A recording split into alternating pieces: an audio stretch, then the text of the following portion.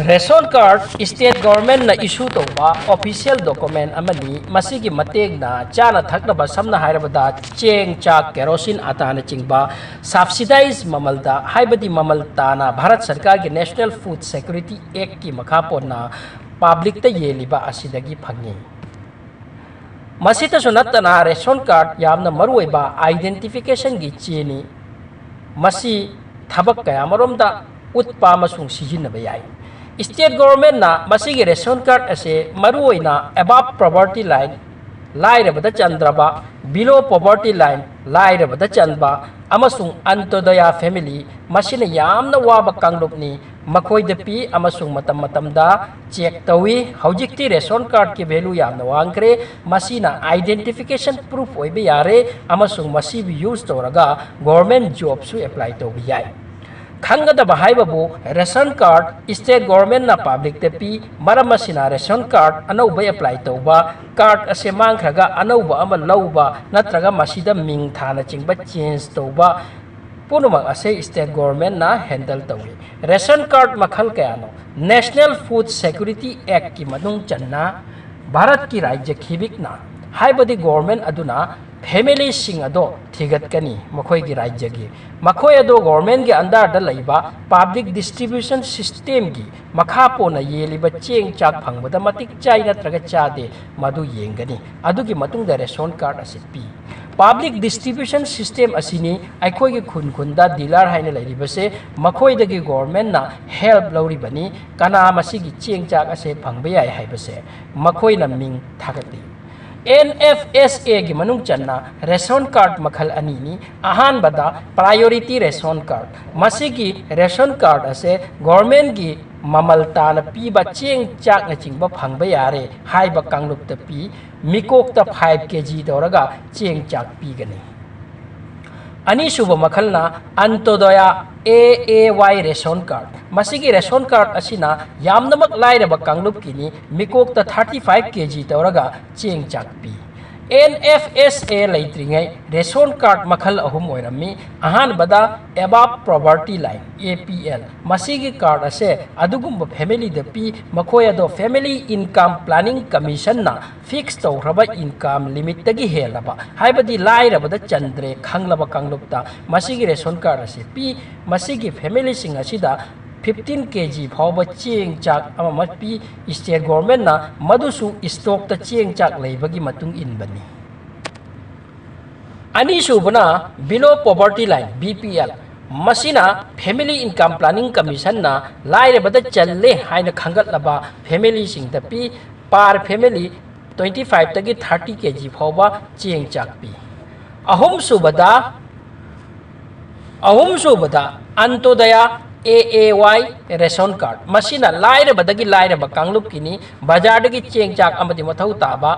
पोचै लैबा फाउबा ngamjadraba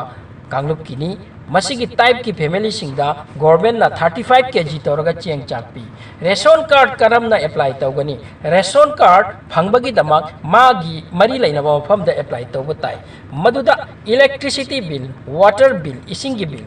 gas connection bill passport voter ID Aadhaar card bank passbook home registration certificate अदुगा कनागुंबगी युम लैत्रे भराद लैरे अदु ओइरबदी भराद लैबगी एग्रीमेंट ची अदुसु यूज तौबा याय मसीग लोइनना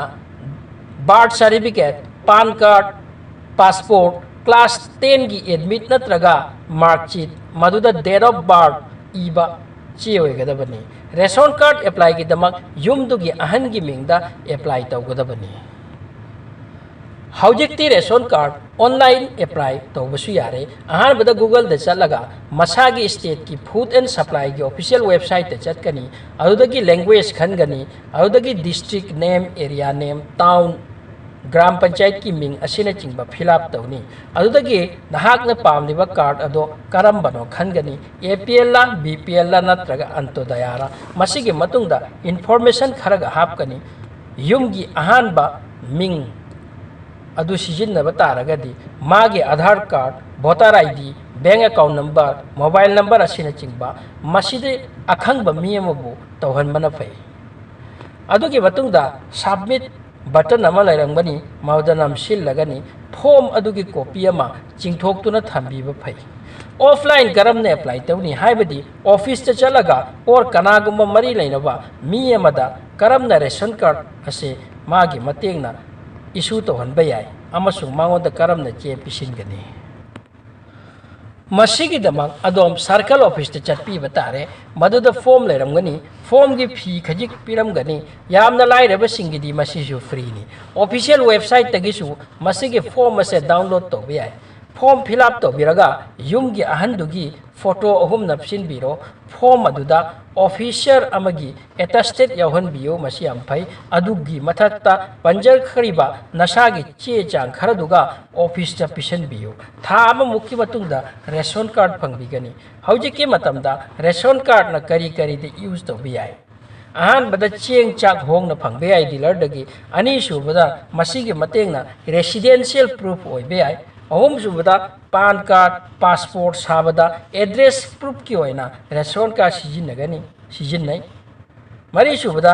गैस कनेक्शन और एलपीजी लौब तारे अदुरबदी मसीगी फोटोकॉपी अमा पीबा मथौ ताय मंगासुबदा आधार कार्ड लैंडलाइन सिम लौब मतमदा एड्रेस वेरिफिकेशन की होइना रेशन कार्ड यूज तौबा याय वीडियो सी दा रेशन कार्ड की मतंगदा खंगदबा क्या लैबदु खंगहन्नबा होनाजबनी वीडियो असिगिदमक्ता लाइक अमतंग पीबियो अमसुंग चैनल असिदा अनौबो ओइरबदी सब्सक्राइब तौसनबियो हाइजरी लोइनना वीडियो असि कनागुम्बा खंगदबा मियमदा शेयर तौबिरबसु अदोमना अैगी ओइनदी यामना कानजगनी थागतसरी।